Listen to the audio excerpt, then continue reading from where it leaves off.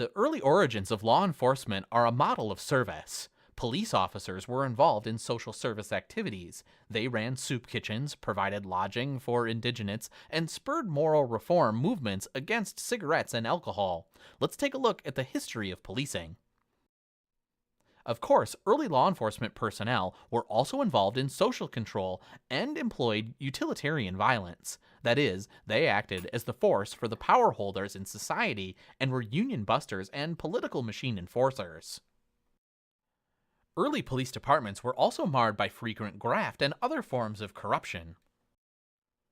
The move towards police professionalism, starting in the 1920s, was spurred by several factors, one of which was to improve the image of police as objective enforcers of the law rather than enforcers for whomever happened to be in power.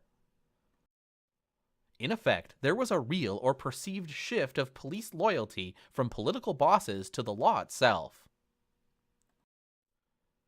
This role de-emphasized the social service role and ultimately led to policing characterized by detachment of the community being policed instead of part of the community itself.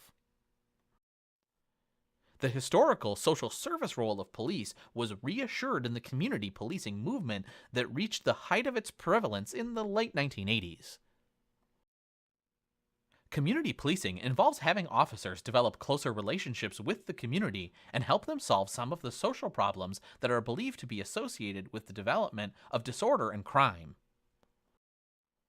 In community policing initiatives, police officers are involved in the problems of the community.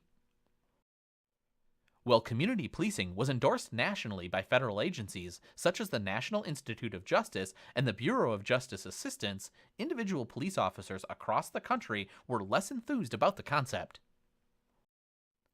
It is important to have some historical perspective on shifts in policing rhetoric and tactics.